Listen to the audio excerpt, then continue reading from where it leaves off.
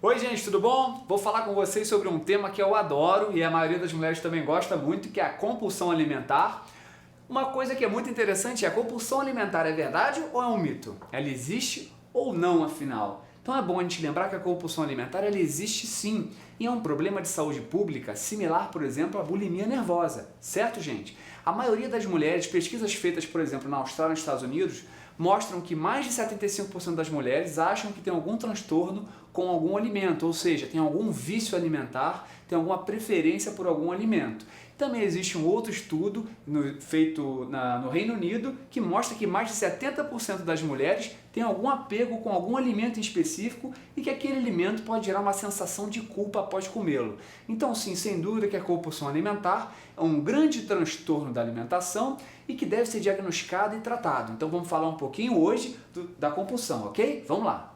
Então eu quero ajudar vocês aqui, principalmente as mulheres, que eu sei que tem muito esse quadro de compulsão alimentar. Então bom lembrar que quando a mulher, por exemplo, está na tensão pré-menstrual, é comum que ela queira comer mais chocolate, alguns alimentos mais doces, então para a gente não confundir com a compulsão. O diagnóstico da compulsão, o diagnóstico deve ser feito pelo médico, e eu vou aqui mostrar algumas dicas e algumas perguntas que podem ajudar vocês aí a poder tentar ver se vocês podem ter ou não a compulsão, certo? Então uma primeira pergunta muito interessante é se quando você come determinado alimento, você come ele mais do que o normal. Isso acontece? Se estiver acontecendo, é um dos sinais. Você come algum alimento em específico mesmo sem estar com fome? Então se você está fazendo isso, é mais um sintoma que pode acontecer. Então você mesmo não estando com fome, tem um alimento que você tem preferência e acaba ingerindo. Uma outra coisa muito importante é a sensação de culpa, ou seja, você depois que come algum tipo de alimento, você sente culpa ou fica ansiosa por isso? Então isso também é uma característica que pode estar presente. Outra coisa muito interessante é: existe algum alimento em especial que ele te dá um prazer específico, você tem um prazer em comer certo alimento? Você hoje, por exemplo, tem que aumentar a sua ingesta para ter o mesmo prazer? Então essa é uma característica também presente na compulsão alimentar e que a gente precisa ficar sempre de olho. Outra coisa muito interessante é quando você vai buscar o alimento que você tem, por exemplo, uma grande preferência, e você não tem ele em casa. O que você faz?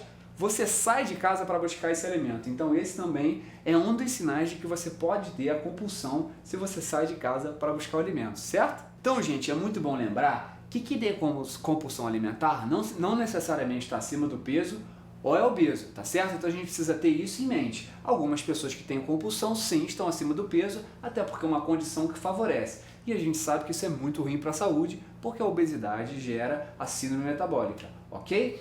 Então, para a gente poder entender um pouquinho melhor da compulsão, existe sim alguns estudos mostrando alterações biológicas que podem acontecer e podem explicar o fenômeno da compulsão.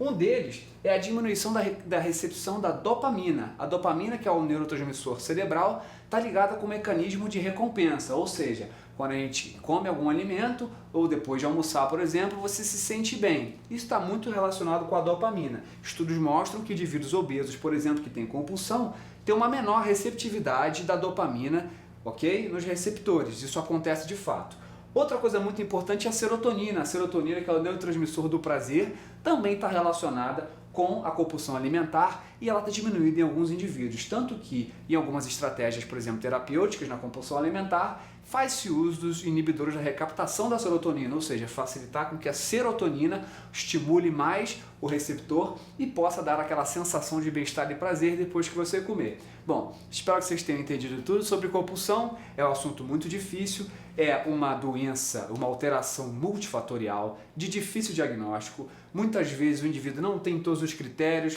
não dá para identificar, por exemplo, essas deficiências de dopamina e serotonina, o que é muito difícil. Então a gente precisa ter um acompanhamento multidisciplinar, um acompanhamento com psiquiatra principalmente, um acompanhamento com psicólogo para fazer uma terapia comportamental, que é fundamental, um nutricionista para ajudar nessa modificação e dar estratégias para melhorar sua compulsão, um endocrinologista para poder atuar no tratamento do indivíduo se ele for obeso, tá certo? No profissional de educação física, enfim, é uma equipe multidisciplinar para poder tratar um problema que muitas vezes pode ser simples, mas que a gente vê traz muita complicação e traz também muito desespero e muita ansiedade para as mulheres, e vocês não merecem isso, que vocês são maravilhosas, certo? Então a gente se vê, obrigado, tchau, tchau!